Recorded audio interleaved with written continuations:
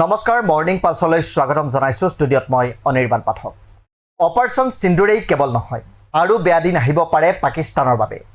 অনাগত দিনত ভয়াৱহ জলসংকটৰ সন্মুখীন হোৱাৰ পথত পাকিস্তান, কাৰণ সিন্ধু আৰু সিন্ধু নৈৰ উপনৈক লৈ ডাঙৰ সিদ্ধান্ত লৈছে ভাৰতে।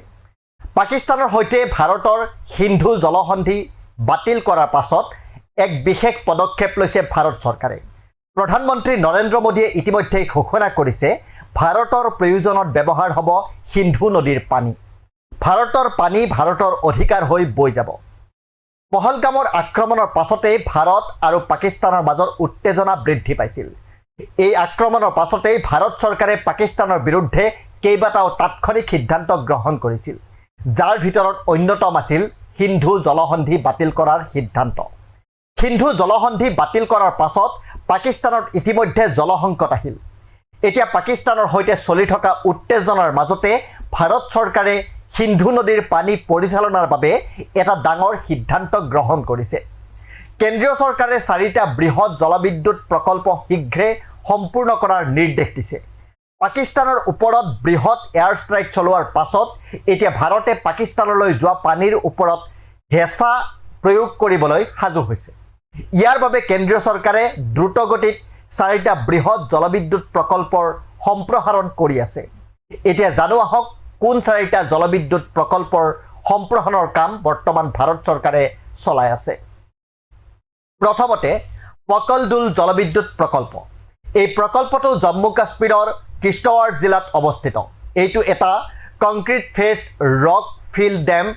ইয়াৰ উচ্চতা 167 মিটাৰ, যিটো ভাৰতৰ এই ধৰণৰ সৰ্বোচ্চ বান্ধ।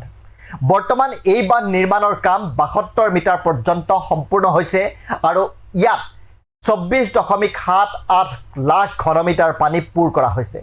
এই প্ৰকল্পটো দ্ৰুতভাৱে সম্পূৰ্ণ কৰিবলৈ হেডৰেষ্ট টানেল নিৰ্মাণ কৰাটো অতি গুৰুত্বপূৰ্ণ, যাৰ বাবে খন্দা কাম দ্ৰুতগতিত কৰা হৈছে।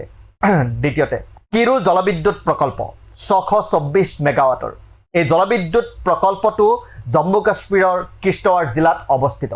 এই প্ৰকল্পৰ অধীনত মুঠ 13.95 লাখ ঘনমিটাৰ মজুতৰ ভিতৰত 3.5 লাখ ঘনমিটাৰ কংক্ৰিটিঙৰ কাম এতিয়ালৈকে সম্পূৰ্ণ হৈছে। কুৱাৰ জলবিদ্যুৎ প্ৰকল্প 540 মেগাৱাট। এই প্ৰকল্পৰ বাবে ইতিমধ্যে চেনাব নদীৰ ডাইভাৰচনৰ জৰিয়তে 2024 চনৰ জানুৱাৰী মাহত এটা ডাঙৰ সফলতা লাভ কৰা হৈছে। ইয়াৰ পাছত মূল বান্ধ নিৰ্মাণৰ কাম আৰম্ভ হৈছে আৰু এতিয়া দ্ৰুতগতিত চলি আছে নিৰ্মাণ কাৰ্য। কিৰথাই ষ্টেজ 1 প্ৰকল্প 930 মেগাৱাট। জম্মু আৰু কাশ্মীৰৰ 4টা নিৰ্মাণাধীন জলবিদ্যুৎ প্ৰকল্পৰ ভিতৰত অন্যতম কিৰথাই ষ্টেজ 1 প্ৰকল্পটো। কেন্দ্ৰীয় শাসিত অঞ্চলৰ কিশ্বৱাৰ জিলাত অৱস্থিত এই প্ৰকল্পটো চেনাব নদীত থকা কিৰু জলবিদ্যুৎ প্ৰকল্পৰ ওপৰতে নিৰ্মাণ কৰা হৈছে। এই জলবিদ্যুৎ প্ৰকল্পটো আৰু ই এক ৰান অফ ৰিভাৰ প্ৰকল্প, যিয়ে বছৰি 3329.52 মিলিয়ন ইউনিট বিদ্যুৎ উৎপাদন কৰিব। ইয়াৰ বাবে 121 মিটাৰ উচ্চতাৰ পকী বান্ধ নিৰ্মাণ কৰা হ'ব। 22 এপ্ৰিলত জম্মু কাশ্মীৰৰ পহলগামত হোৱা সন্ত্ৰাসবাদী আক্ৰমণৰ প্ৰতিশোধ ইতিমধ্যে ভাৰতে লৈছে। ইতিমধ্যে 6 মে'ৰ মাজনিশা ভাৰতৰ সামৰিক বাহিনীয়ে আৰম্ভ কৰি দিলে অপাৰেশ্যন সিন্দুৰ। কিন্তু ইয়াৰ পূৰ্বে সিন্ধু নদীৰ পানী সন্দৰ্ভত যোৱা 6 মে'ত প্ৰধানমন্ত্ৰী নৰেন্দ্ৰ মোদীয়ে কৈছিল যে এতিয়া ভাৰতৰ পানী ভাৰতৰ অধিকাৰৰ বাবে বৈ যাব, ভাৰতৰ অধিকাৰৰ বাবে জমা হ'ব আৰু কেৱল ভাৰতৰ প্ৰয়োজনৰ বাবেহে ব্যৱহাৰ কৰা হ'ব। প্ৰধানমন্ত্ৰীৰ এই বক্তব্যই স্পষ্ট কৰি দিয়ে যে তেওঁ ভাৰতৰ জলসম্পদ ব্যৱস্থাপনাক অধিক ফলপ্ৰসূ কৰি তোলা আৰু প্ৰথম আৰু প্ৰধানকৈ ৰাষ্ট্ৰীয় লাভৰ বাবে ব্যৱহাৰ কৰাৰ পক্ষত আছে, আৰু সেয়া হ'ব চিৰবৈৰী পাকিস্তানৰ বাবে এক হাহাকাৰ স্বৰূপ। ধন্যবাদ।